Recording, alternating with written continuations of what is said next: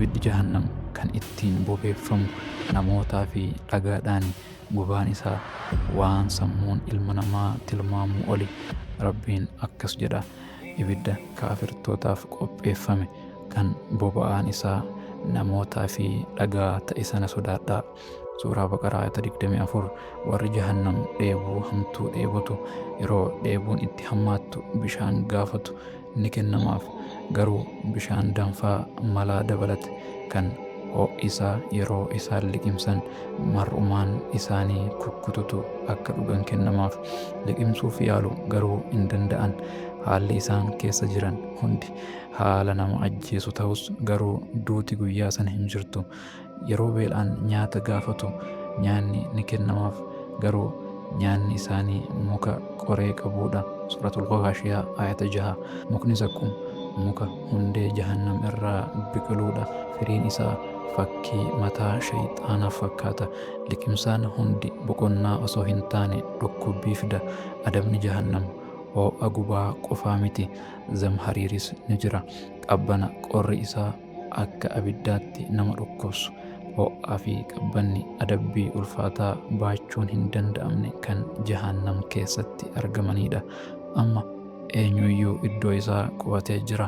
Namoonni jannata keessa jiru, namoonni jahannam keessa jiru. Balbaloonni jannataa fi kan jahannamis bara baraaf cufamanii jiru. Eenyuufuu carraan murteeffamee jira. Hunduu ganda osoo addunyaa irra jiru ofiif ijaarate keessa jiraachuu eegalee jira. Kana booda deebiin hin jiru. Yoomillee deebiin hin jiru. Namoonni jahannam bara baraaf achitti hafu. Kana booda waggaan lakkaa'amu hin jiru. Wanti xumura qabus tokkos hin jiru. Jechi jahannam jedhu boolla gadi fagoo jechuudha. Nabiyyiin sallallahu alaihi wasallam guyyaa sana jahannam sansalata 70,000 harkifamaa fidamti jedhan. Sansalata tokkoon isaa maleeykota 70,000tu harkisa. Jahannam iddoo tokko qofa miti. Jahannam balbaloota 7 qabdi.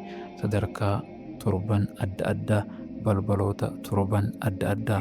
Sadarkaan adaba isiis iddoo 7tti qoodama. Akkaataan holaawwan jahannam gubbaa irraa gara gadiitti yoo ta'u, balbaloonni 7 tulluu caalaa guddatan. Inni tokko isa kaan jalaan gara gadiitti akka gamootti ijaaramanii jiru. Duuba isaaniitti ifni sodaa onnee namaa keessatti naqu ni calaqqisa. Eegduun balbala jahannam Maalik ijji isaa akka bakakkaati. Fuulli isaa haalan ulfaataa fi humna jabaadhaan bocamee jira. Guyyaa ergamaan Rabbi sallallahu alaihi wasallam mi'raaja gara samii ol ba'anitti maleeykonni hundi gammachuun isaan simatan. Maalik garuu hin kolfine. Jibriil yeroo ibsu Maalik erga jahannam uumamtee kaasee takkaa kolfee hin beeku jedhe. Inni guyyaa jahannam uumamee qabee matumaa kolfee hin beeku. Maalik ajaja Rabbii guutuun alatti gara laafinaa fi rahmata tokkollee warra jahannamiif hin qabu. Maalik kophaa isaa miti. Isaa gaditti maleeykonni jajjaboo fi hamoon 19 ta'an kan zabaaniyaa jedhaman jiru. Isaan kunis adabbii warra jahannam irratti ajajaman qofa raawwatu. Maleeykonni kunneen Qur'aana keessatti suuraa Al-Muddassir ayata 30 irratti ibsamanii jiru. Balbaloota jahannam hundaafuu qoodni isaanii ramadamee jira. Suuraa Hijirii ayata 44. Warroonni jahannam sadarkaalee 7tti qoodamanii jiru. Balballi jahannam tokkoon isaa yakkamtoota adda addaatiif qophaa'e. Sadarkaa adabbii isa salphaa irraa kaasee hanga isa baay'ee jabaatti. Balbala jahannam jalqabaa jahannam. Balballi jalqabaa jahannam gungummii samii kirkirsuun banama. Balbala isaa irratti jahannam jedhamee barreeffamee jira. Iddoon kun mu'mintootaaf qophaa'e.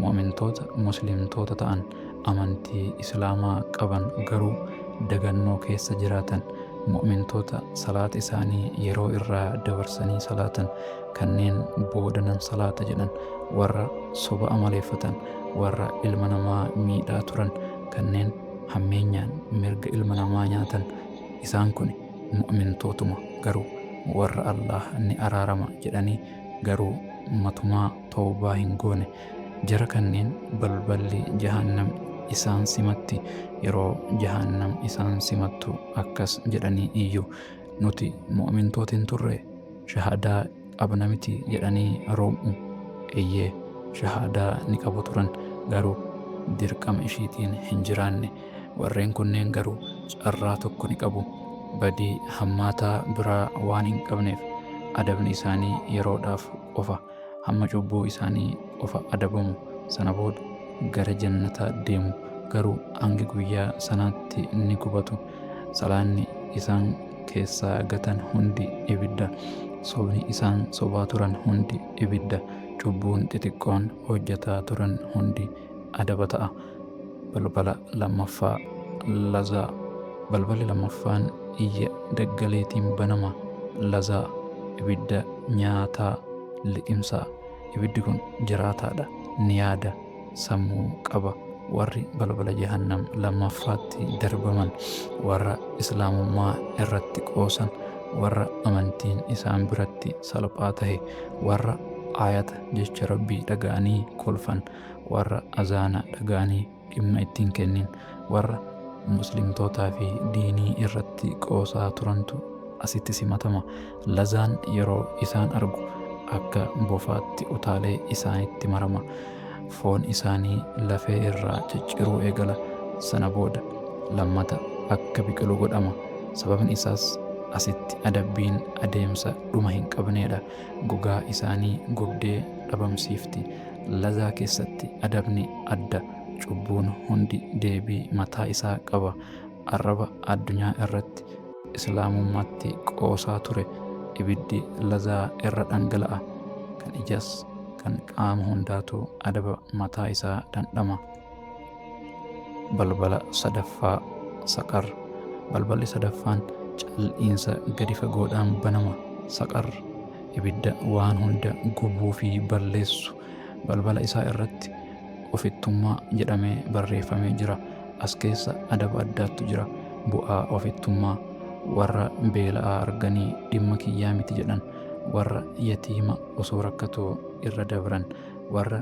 hiyyeessa osoo arganii ija isaanii irraa garagalchan warra nama gargaarsa gaafatutti dhimma hin qabne warra quufa ofii jaallatanii dhukkubbiin nama biraa isaan hin yaaddessine isaan kun saqaritti darbamu akkas jedhanii jara gaafatu maaltu saqar isin galche jedhamanii yeroo gaafataman isaanis akkas jedhu nuti warra salaatan keessaa hin turre hiyyeessas hin nyaachisne jedhanii deebisu suratul muddassir ayata 42-44 saqar afuura isiitiin isaan harkistee keessa isiitti naqatti ofittummaan isaanii suni har'a boba'aa ibidda ishiitiif ta'a har'a isaanis gargaarsa gaafatuuf iyyuu garuu eenyuyyuu isaan hin dhaga'u amma ni beela'u garuu eenyuyyuu isaan hin nyaachisu har'a ni dheebotu garuu eenyuyyuu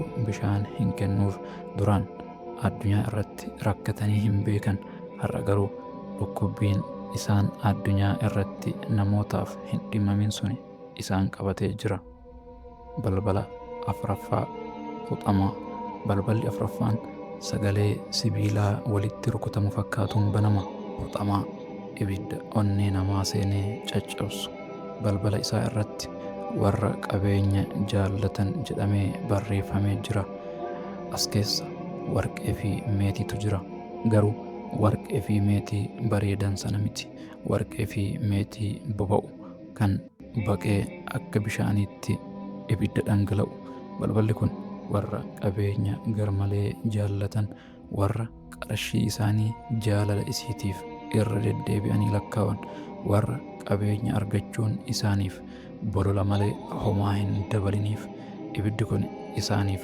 qophaa'e sooressi hiyyeessa irratti qoosaa ture warra qabeenya isaaniitiif gadi jilbeeffatan warra qabeenya kiyya barbaraaf na jiraachisa jedhanii yaadan guyyaa sana warqeen isaanii sansarata mormaa meetiin isaanii ammoo alangee sibiilaa isaaniif ta'a. Huxamaan ibidda qaama qofa gubu miti, isheen ibidda gubaan isii onnee bira ga'uudha. Suuratul Humazaa ayata 6 fi 7. Huxamaan onnee isaanii sassataa sana, onnee isaanii ofittoo sana, onnee jaalala qabeenyaatiin guutamte sana gubdee baqsiti. Sana booda lammata akka jiraatu gooti, ammas ni gubdi. Adeemsa dhuma hin qabne, adaba dhuma hin qabne. Balbala 5ffaa Jahiim. Balballi 5ffaan iyyansa aariitiin banama. Jahiim fonqolcha ibiddaa balbala isaa irratti abbootii irree jedhamee barreeffamee jira. As keessa abbootii irree of tuulan kanneen humna isaaniitiin dhaaddatan cunqursitoota, warra dadhaboo adabaa turan, warra ani hunda caala jedhantu as gala. Bulchitoota ummata isaanii cunqursan, hooggantoota hojjettoota isaanii miidhan, abbootii manaa kanneen niitii isaanii cunqursaa turan, warra humni isaanii humna Allahaa waan caalu of sehaa turan, of tuultota, of jajjabeessitoota Jahiim isaan simatti.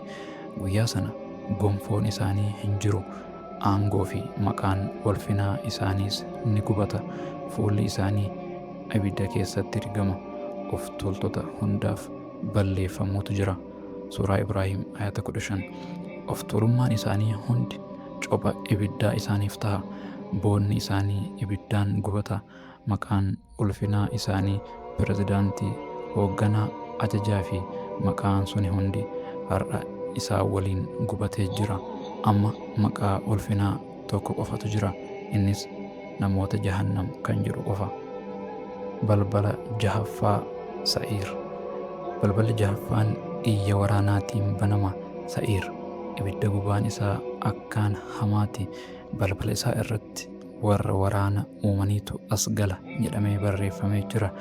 Diinota ergamtootaa, warra dhiiga dhangalaasuu jaalatan, warra fasaada fi waliin dhahuu addunyaa irratti babal'isan, warra waraana jajjabeessan, warra nagaa balleessan, isaan Sa'iir keessa adaba addaatu isaaniif jira. Sa'iir keessa lafeen hundi ni iyyiti.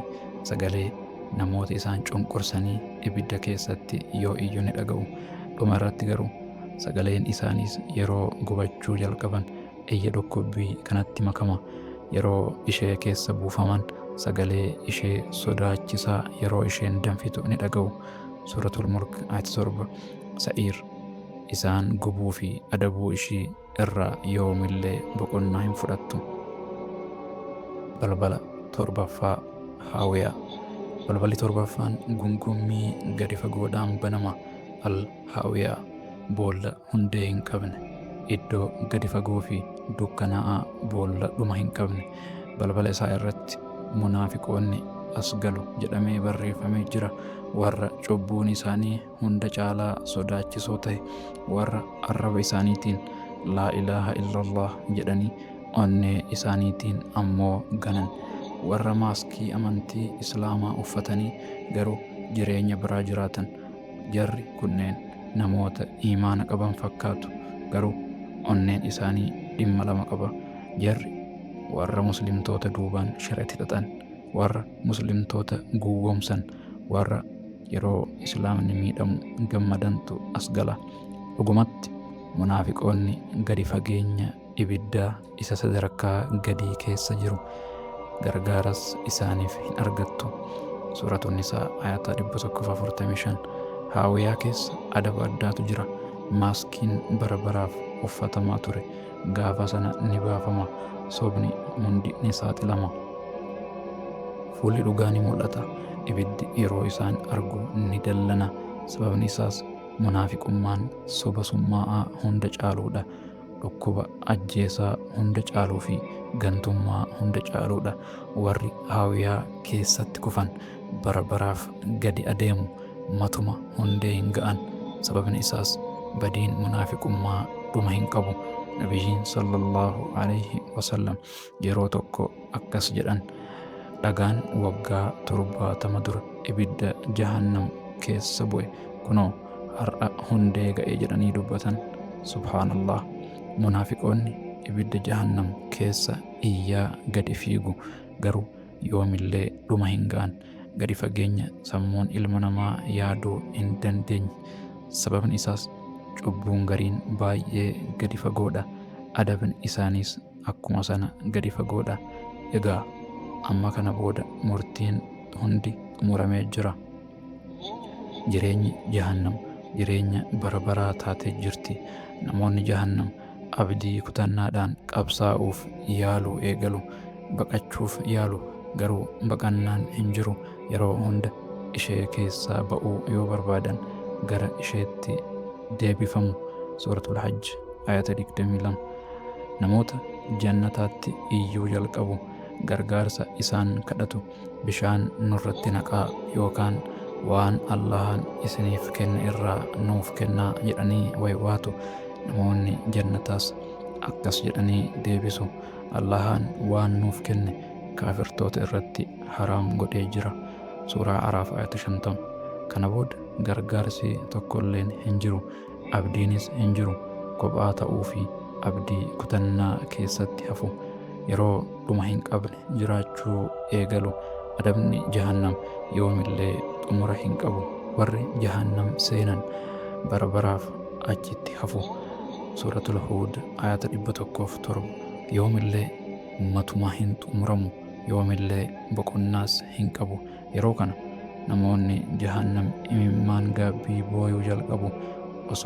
Osoo dhageenyee jirra tahe, osoo salaata salaatne, osoo toobaa goonee jiraanne, osoo dalagaa gaarii hojjanne, osoo Allah yaadanne jedhanii boo'uu jalqabu.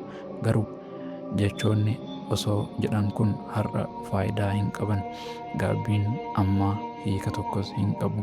Sababni isaas addunyaa irratti carraan kennameefii ture, akeekkachiisni ergameefii ture.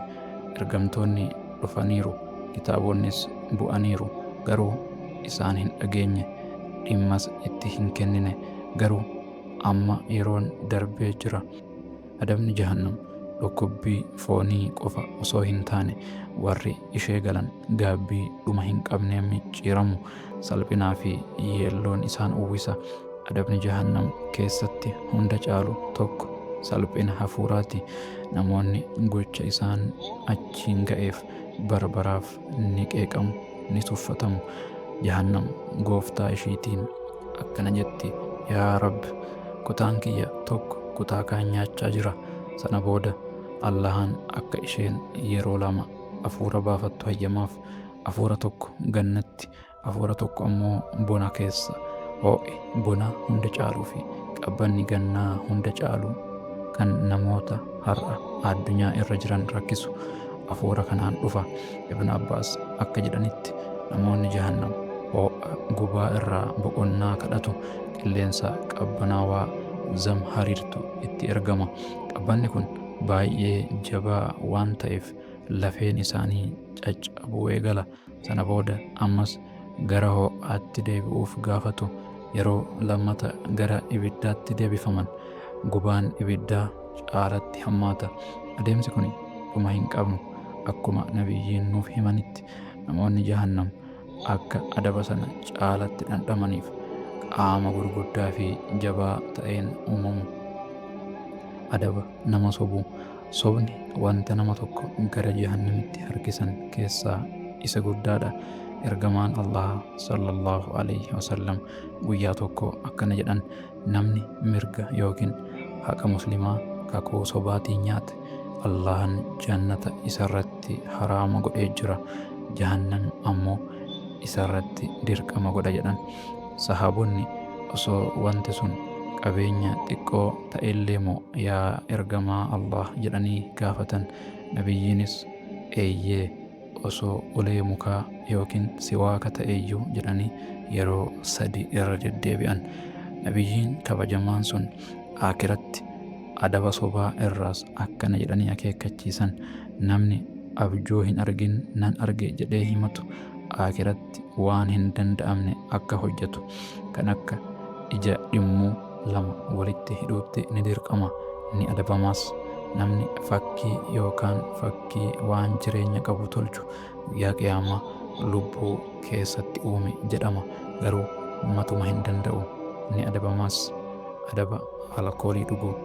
Jaabir akka gabaasetti namichi magaalaa Yaman irraa dhufe tokko ergamaa Allah sallallahu alaihi wasallam waa'ee dhugaatii biyya isaaniitti boqqoolloo irraa hojjetamu kan mizir jedhamu gaafate. Nabiyyiin inni nama macheessaa jedhanii gaafatan. Namichis eeyyee jedhe.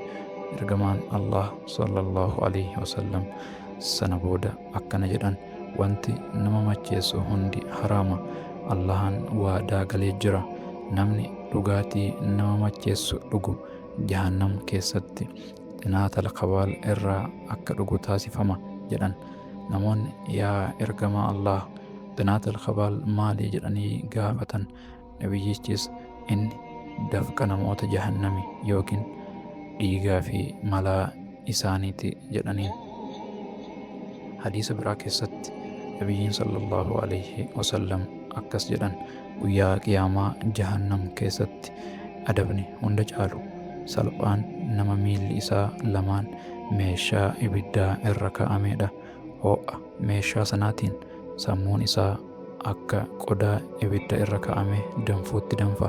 Garuu inni namni akka isaa adabamu waan hin jirre itti fakkaata.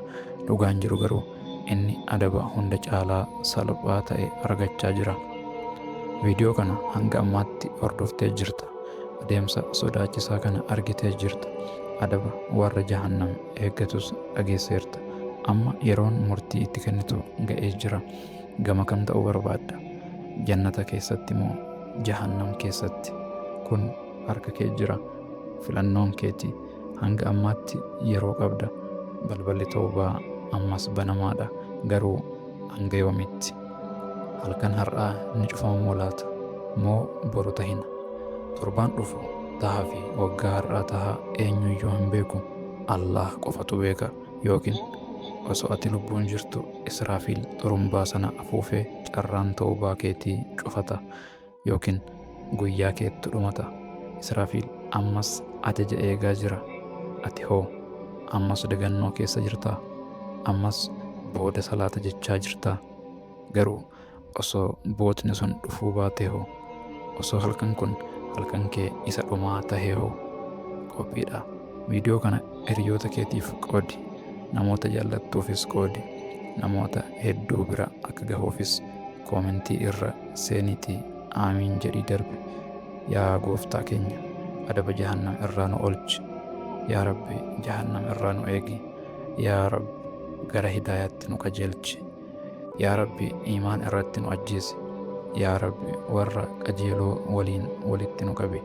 Allahan anaa fi isinis hunda keenya jahannam irraa nu haa eegu. Inni jannata nuuf haa kennu. Aamiin.